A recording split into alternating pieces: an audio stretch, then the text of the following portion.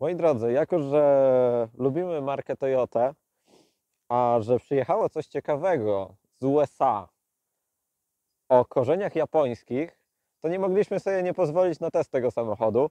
I tak oto od Toyoty AMX uzyskaliśmy samochód zwany Toyota Highlander. Toyota Highlander przypłynęła właśnie do nas z USA, bo ten samochód jest produkowany ogólnie na Stany Zjednoczone, ale został dostosowany do rynku europejskiego, więc mamy ten samochód na naszym rodzimym rynku. Co prawda nie z takimi samymi jednostkami spalinowymi ogólnie, z jednostkami napędzającymi ten samochód, jak w USA. Mamy tutaj kompletnie inny silnik, bo mamy tu oczywiście, jak to przystało na Toyotę, hybrydę. 248-konną hybrydę, która naprawdę fajnie, przyjemnie się odpycha. Ale no zobaczcie na ten samochód, ma prawie 5 metrów długości, jest wielki i wygląda, że pochodzi właśnie zza wielkiej wody, ze względu na to, że zobaczcie, on mi sięga praktycznie do wysokości piersi. On jest naprawdę taki przerysowany, jest taki konkretny w wielkościach i w gabarytach. Nawet koła są 20-calowe, a wyglądają jakby były 17-calowe. Więc tutaj naprawdę jest sporo takich elementów, które są po prostu takie big size. Więc Toyota postanowiła przyprowadzić ten samochód zza wielkiej wody i jest sprzedawany jako Toyota Highlander. I jest to generacja czwarta, bo były 3 generacje na poprzednim właśnie rynku na USA. 5 metrów długości, dokładnie 4,9 metra długości mierzy samochód, jakim jest Toyota Highlander. 1,90 m szerokości i prawie 1,70 m wysokości. A ten samochód, zobaczcie jaki jest wysoki i jaką muskularną ma maskę.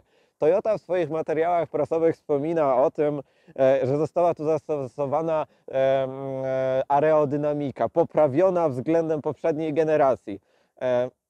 Szczerze powiedziawszy, zastosowanie tej aerodynamiki, no popatrzcie, to jest kiosk ruchu. To nie wiem, czy tu aerodynamika ma jakiśkolwiek wielki wpływ. Po prostu to jest kiosk ruchu i Toyota niby się chwali, że została to zaawansowana technika aerodynamiki zastosowana, lepsze koła, lepsze tam przepływy powietrza po to, żeby ten samochód mniej spalał.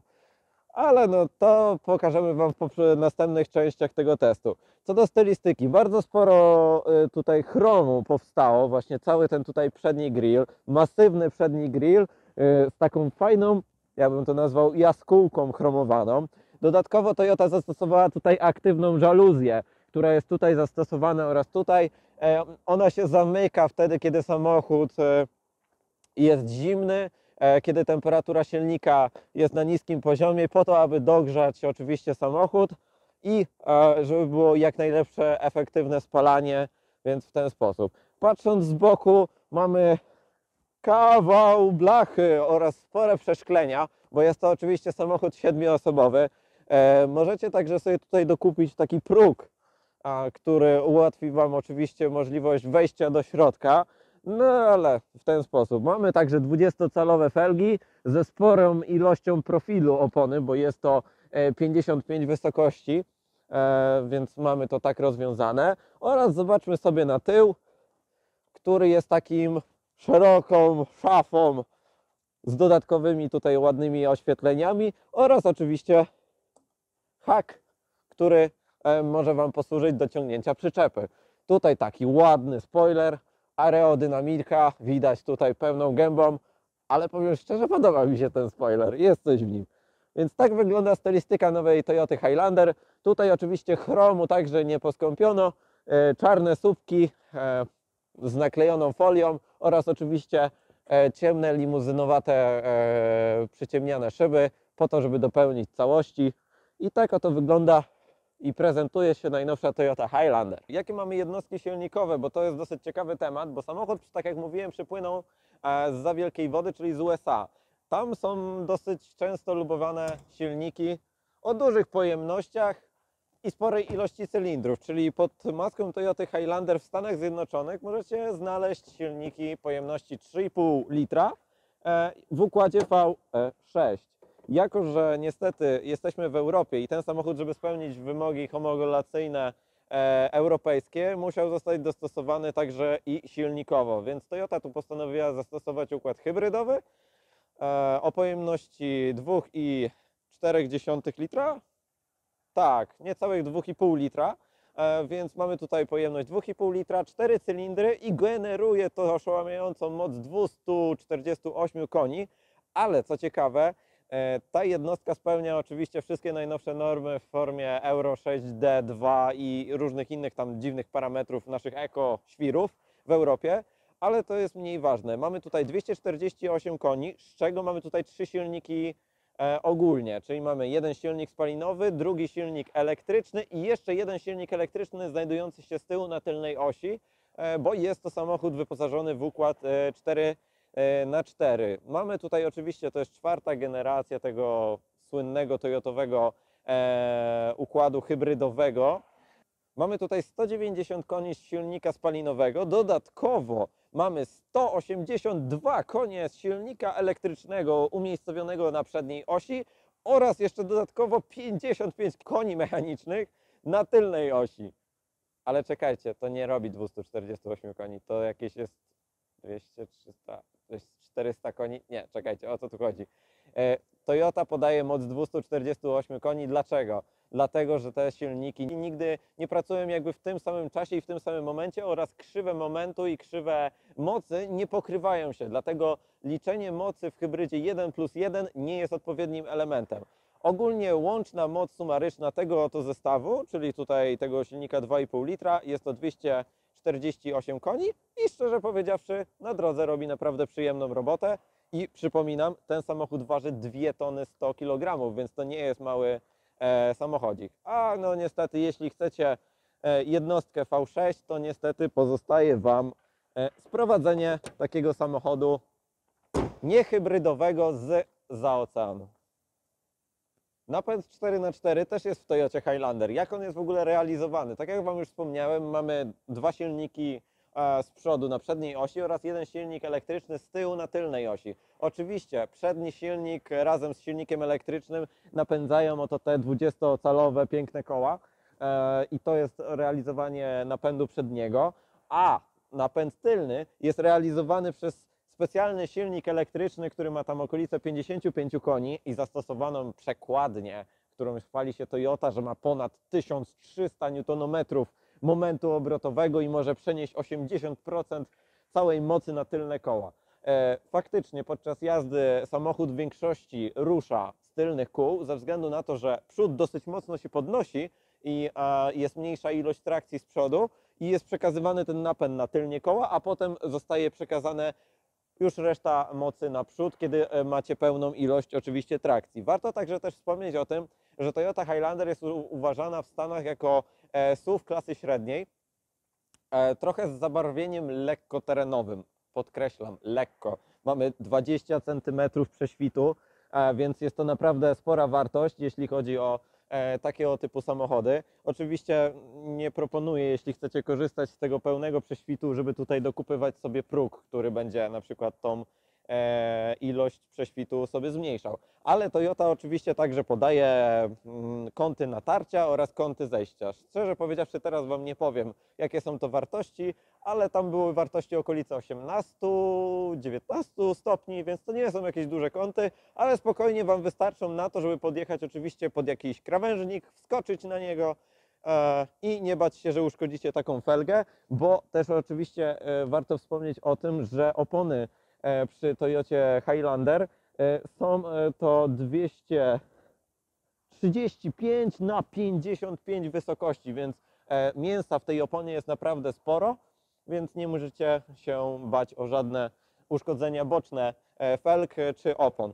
I jeśli chodzi o właściwości terenowe Highlandera, to jest w większości wszystko, chociaż jako że samochód pochodzi właśnie z zawody, może ciągnąć przyczepę, bo mamy tutaj oczywiście dodatkowo możemy sobie zamówić hak w Toyocie, który wygląda tak jak wygląda. No, powinno być to trochę bardziej estetycznie moim zdaniem zrobione, no ale niestety jest tak jak jest. 2 tony uciągu na haku. Przy hybrydzie jest to naprawdę bardzo dobry wynik, bo najczęściej hybrydy mają problem z większym uciągiem na haku niż na przykład platforma na rowery. A tutaj możecie sobie spokojnie ciągnąć 2 tony na haku i to jeszcze nie małą łódkę i dodatkowo jeszcze macie system stabilizacji toru jazdy, przyczepy. Więc takie parę ciekawostek z platformy właśnie Toyoty Highlander. No dobra, to teraz by trzeba opowiedzieć troszeczkę i wspomnieć w trakcie jazdy, jak sprawuje się napęd hybrydowej Toyoty Highlander, bo tutaj jest, tak jak mówiliśmy, nietypowy napęd, ze względu na to, że tu z tyłu jest silnik elektryczny, a tutaj z przodu jest silnik elektryczny razem z silnikiem spalinowym. Nie mamy tu żadnego wału, nie mamy tutaj żadnego połączenia przodu z tyłem. Wszystko odpowiada inteligentny system AWD-I, który po prostu rozdziela moc i moment obrotowy za pomocą silnika elektrycznego. I tak jak widzicie, teraz mamy naprawdę nierówną drogę, tak jak to widać teraz aktualnie. I teraz zobaczcie, że na każde koło widzimy, jaka moc jest przenoszona, tak? Ja w tym momencie mogę stanąć i dodam gazu. Widzicie, najpierw samochód załącza sobie tylny napęd i dołącza sobie momentalnie przedni, tak żeby każde z 4 kół sobie pracowało odpowiednio i dostawało odpowiedni moment obrotowy oraz moc. Więc napęd w Toyocie Highlander jest realizowany wyłącznie elektrycznie, tak? Nie zapomnijmy o tym, że mamy 20 cm prześwitu, więc dosyć sporo i jeszcze mamy sporej wielkości opony o profilu 55, więc takie górki, pagórki możecie spokojnie sobie pokonywać bez żadnych większych problemów. Więc ten samochód na pewno się sprawdzi na dojazdach właśnie do posesji, które znajdują się gdzieś dalej. Tak jak teraz widzicie. Bo on się tego po prostu nie boi, możecie sobie spokojnie przejechać i to sobie w jakiejś formie zrobić. Oczywiście napęd po wybraniu trybu normal i sport powinien delikatnie bardziej agresywnie działać, chociaż nie zauważyłem aż takiej dużej różnicy, ale jest gdzieś ta różnica. W czym jeszcze pomaga ten napęd 4x4? Na pewno przy ruszaniu. Macie momentalnie ruszacie z 4 kół, kiedy przód się podnosi, nadal jesteście w pełni efektywni z przeniesieniem momentu i mocy obrotowej po prostu na nawierzchnię, więc ten samochód dzięki temu napędowi na pewno jest bardziej dzierny terenowo i na pewno ułatwi użytkowanie właśnie osobom, które pracują, które mieszkają gdzieś poza arterią miejską i na pewno w takiej formie sobie ten napęd poradzi. A jak wygląda wnętrze nowej Toyoty Highlander, to chodźcie, już Wam pokazuję, bo tutaj nawet ciekawie to wszystko wygląda. Po otwarciu drzwi, jeśli chodzi o wejście, oczywiście musimy sporo podnieść swoją nogę, żeby wejść tutaj, ale i tak dosyć łatwo się wsiada. Jeśli chodzi tutaj o wykończenie i materiały, przyjemna kierownica, gruba, wykonana z naprawdę przyjemnego materiału. Dodatkowo jest obszyta skórą deska na górze, na dole. Tutaj wszystkie te rzeczy to jest obszycie skórą. Ten dekor, który tutaj widzicie, możecie mieć także w kolorystyce takiej srebrnej w wersji Executive, bo to jest akurat wersja Prestige, ale tutaj jest wszystko naprawdę miękkie. Jedyny twardy element, jaki znalazłem, to jest ten element, który dosyć jest takim chamskim, twardym plastikiem, ale on może być zamieniony na inny, ze względu na to, że my nie mamy wersji z head-up displayem. Możecie mieć tutaj także head-up display, który jest opcją i szczerze powiedziawszy w Toyocie on naprawdę fajnie wygląda i jest wyświetlany na szybie, co w większości samochodów jeszcze spotykane jest, że jest wyświetlany na plastiku, a w Toyocie akurat możecie mieć na szybie. Co do stylistyki wnętrza, jest tutaj nowocześnie oraz jest tutaj naprawdę przyjemnie. Tutaj też jest oczywiście ten dekor taki drewniany, który też widzieliście na drzwiach. Standardowy wybierak selektor kierunku jazdy dla Toyoty. Teraz w tym momencie przód, tył bez żadnych ząbków. Mamy dwa duże, jak na amerykański samochód, duże cup holdery. Taka oto butelka normalnie się mieści oraz inne też, bo mają tutaj takie fajne haczyki, które przytrzymują nawet mniejszą kawę w formie jakiegoś espresso. Oczywiście też są dwa złącza USB z ładowaniem 2,1 A, więc dosyć fajnie sporo. Jest także złącze USB do systemu Android Auto, Apple CarPlay.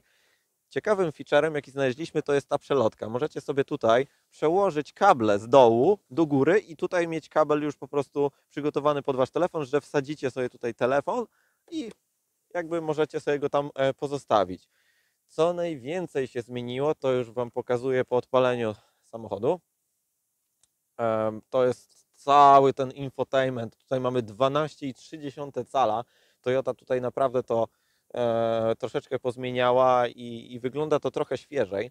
Co prawda nadal są te elementy, które są znane nam z Corolli, czy z Yarisa, czy z RAV4, czyli tutaj ta nawigacja, którą możemy sobie tutaj sterować menu, audio oraz właśnie mapę. Tu mamy jeszcze lewy taki panel, w którym mamy zużycia energii oraz przepływy, informacje o trasie, też jest sterowanie nawigacją, multimediami, klimatyzacja. Klimatyzacja to jest też fajny element w tym samochodzie. Nawet w rękawiczkach możecie sobie tutaj operować, bo standardowy panel klimatyzacji pozostał tutaj. Macie wentylowane i grzane siedzenia oczywiście. Macie takie standardowe pokrętła dużej wielkości, bo to jest takie wszystko amerykańskie, dosyć duże, ale fajnie, bo w rękawiczkach wsiadacie do tego samochodu, pach, pach, pach, pach i nie ma żadnego problemu. Nawiew możecie sobie sterować od razu tutaj. Możecie włączyć tryb auto, szybko włączyć odmrażanie, podgrzewanie. Nie ma z tym żadnego problemu. Dodatkowo możecie to zrobić także na ekranie z ładną grafiką, tak jak tutaj jest. Fajną rzeczą w tym samochodzie to jest podgrzewana przednia szyba. Panie operatorze, może zbliżymy. Tu są takie lamele. To jest zastosowanie takie, jak kiedyś było w Fordzie. Jeden z najlepszych gadżetów, jaki jest możliwy, jeśli ktoś posiada ten samochód i stawia go na dworzu. Mamy tutaj oczywiście taki tryb do odmrażania i w tym momencie, jak ja to aktywowałem, ta szyba po paru minutach, tak jak w większości samochodów jest podgrzewana tylnia szyba, tak samo tutaj jest podgrzewana przednia szyba. Więc bye bye skrobanie przedniej szyby. Oczywiście w tym samochodzie nawet ciężko się skrobie tą przednią szybę, bo jest dosyć wysoko i niewygodnie, a takim jednym przyciskiem wsiadacie do samochodu 2-3 minuty i przednia szyba jest odmrożona. Więc to jest naprawdę super feature, który uważam, że jest naprawdę rewelacyjny.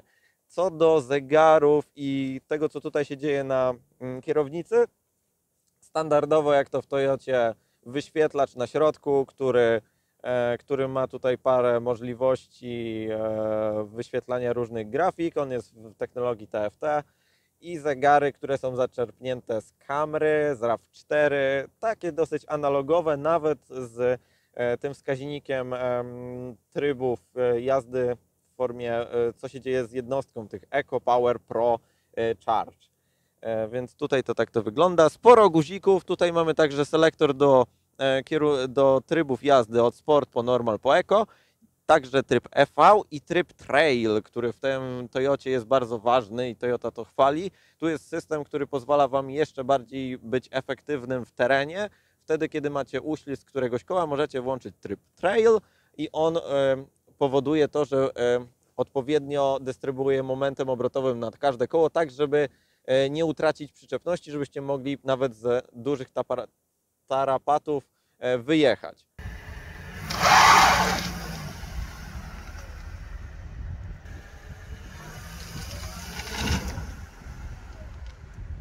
Czas przejść do tyłu. Tutaj jest już pierwsza rzecz, którą żeśmy stwierdzili. Niestety ten element bardzo mocno się brudzi ze względu na to, że to jest część nadwozia.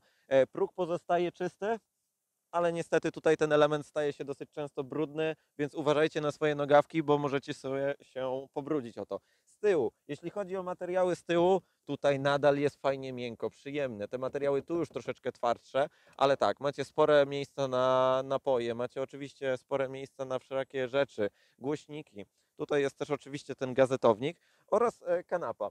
Mamy tutaj lewe miejsce oraz prawe w normalnych rozmiarach oraz miejsce środkowe, które ma także podłokietnik i ten podłokietnik jest tutaj tym elementem środkowym, ale także oczywiście możecie tutaj usiąść na środku. Nad głową jeszcze sporo miejsca w przypadku moim tym 1,80 m. Tutaj na prawym też jeszcze duża możliwość. Możecie co zrobić? Możecie, zobaczcie jak blisko się podsunąć.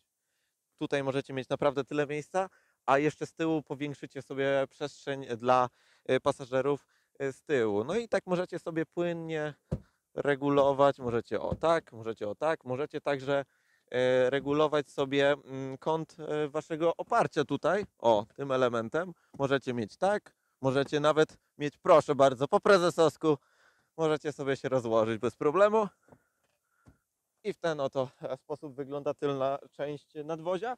Co warto wspomnieć, jest trzystrefowa klimatyzacja, którą możecie sobie tutaj sterować temperaturą oraz trybami automatycznymi czy prędkością wentylatora i 2 USB dla Waszych pociech z tyłu. I tak to wygląda, jeśli chodzi o drugi rząd foteli, a mamy jeszcze trzeci. Jeśli chodzi o trzeci rząd foteli, no to musimy tutaj pociągnąć tą oto wajchę, przesunąć sobie ten fotel do przodu i w tym momencie możemy usiąść w jakiejś formie na tylny rząd siedzeń. Co prawda nie da się tego zrobić jakoś zgrabnie, ale no da się. I w tym momencie przesuwamy tylną kanapę i zapinamy i mamy jeszcze trochę miejsca. Co prawda tutaj te fotele jeszcze możemy sobie bardziej rozłożyć i mamy jeszcze nawet sporo miejsca nad głową. Tutaj na szerokość to już zobaczycie sobie, jeśli chodzi o test 7-osobowy, jak tutaj wyszło z praktycznością tych tylnych rzędu, tego tylnego rzędu siedzeń. Macie także w całym samochodzie nawiewy na górze, poprowadzone na suficie i tak to wygląda.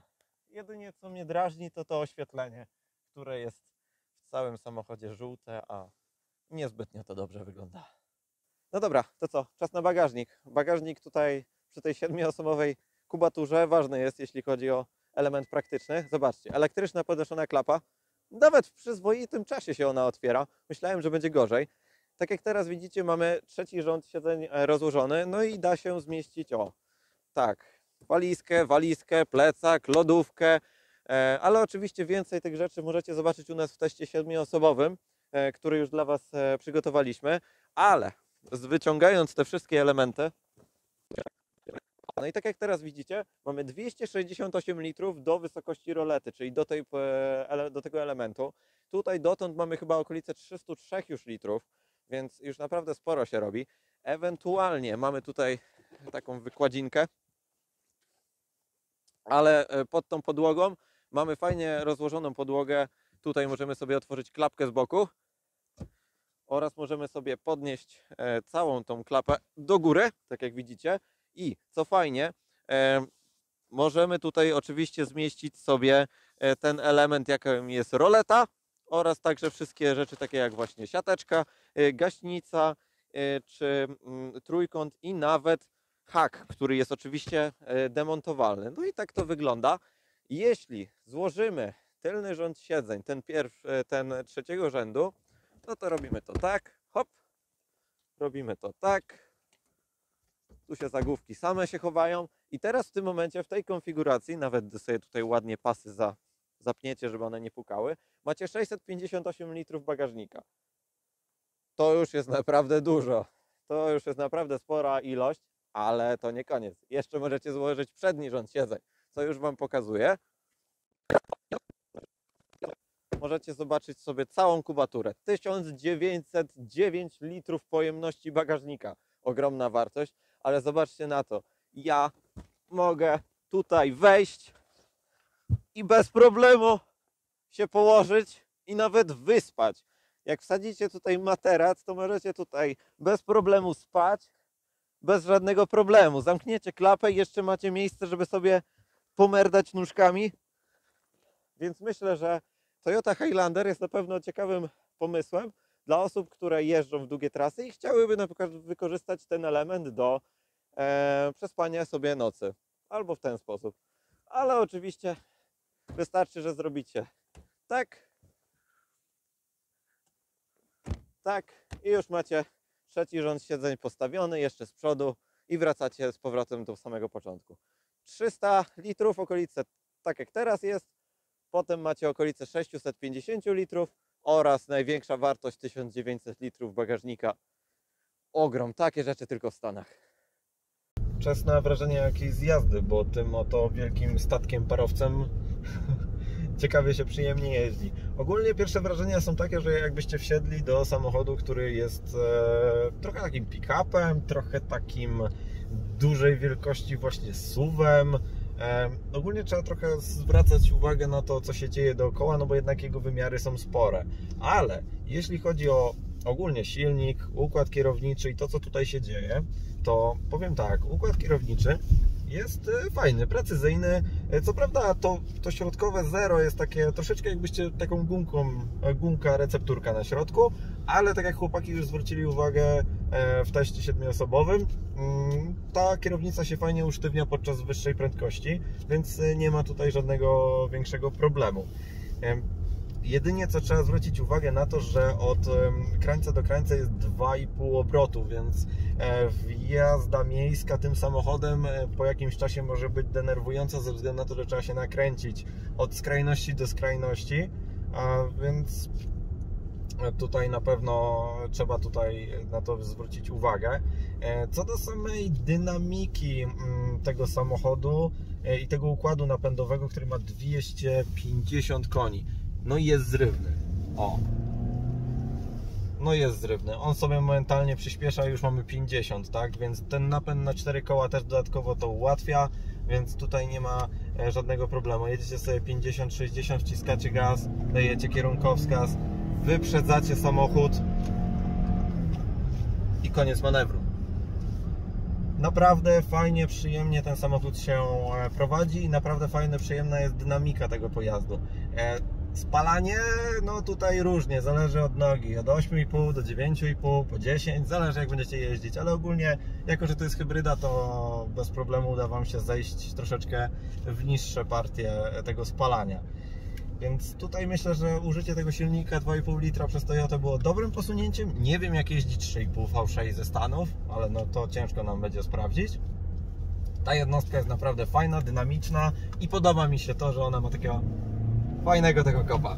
Daje to radę, daje to frajdę i jak taki dwutonowy statek nagle przyspiesza, hamuje, no robi to wrażenie. Dodatkowo nie zapominajmy o tym, że no buja się, no nie mówmy, że się nie buja, no to jest samochód z amerykańskimi korzeniami, który po prostu ma zawieszenie dosyć miękkie, ono wybiera nierówności też dosyć słyszalnie, ale jest na tyle komfortowe, że podczas dłuższej jazdy będzie bezproblemowe dla Was, więc na ostrzejszych zakrętach warto lekko zhamować, no bo lekko tymi lusterkami zaczynacie pływać na lewo i prawo, ale to nie są jakieś straszne elementy i myślę, że tutaj naprawdę i tak Toyota dobrze zrobiła to przygotowanie, bo europejski klient jest bardziej wymagający niż klient amerykański i ta Toyota naprawdę dobrze się prowadzi. No tak jak teraz widzicie, ostry zakręt, hop, nie trzeba było dużo, no, przechylił się na lewo, prawo lekko, ale i tak dobrą robotę robi to zawieszenie. Nawet przy teście łosia, który będziecie mogli zobaczyć w tym materiale, ten samochód sobie poradził, nawet przy 50-60 km na godzinę nie było z tym większego problemu, więc tutaj uważam, że jeśli chodzi o jazdę i ogólnie podsumowanie tego samochodu z wrażeń, naprawdę fajny samochód, podoba mi się. Moi drodzy, jako że zapomnieliśmy Wam powiedzieć, ile ten samochód w ogóle kosztuje. Kosztuje okolice 250 tysięcy złotych.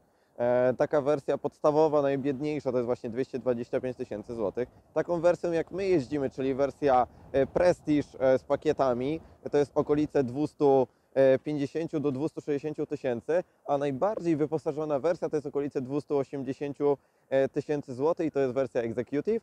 I ona wtedy już ma kamerę 360 stopni, dach panoramiczny oraz head-up display, którego szczerze powiedziawszy tutaj nam brakuje w naszej testówce, bo tak jak możecie zobaczyć, my head-up displaya nie mamy.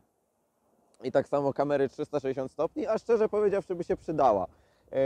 Co do elementu takiego, czy ja bym kupił w ogóle ten samochód i dla kogo on jest. Samochód jest przeznaczony dla dużych rodzin i on się naprawdę dobrze w tym sprawdza. I tutaj uważam, że jakbym miał rodzinę w wielkości 5 osób, czy 6 nawet osób, myślę, że spokojnie taki samochód bym wybrał i byłaby to bardzo dobra opcja, nawet z takim silnikiem jak tutaj jest. Ale dzisiaj wieje! Bardzo mocno dzisiaj wieje w Łodzi, więc mamy ciężkie warunki do nagrywania, ale szczerze powiedziawszy, jestem naprawdę zadowolony z tego samochodu, jaki jest Toyota Highlander. Nie jestem w stanie nic nagrać. O Jezu. Nie, kurde, nie.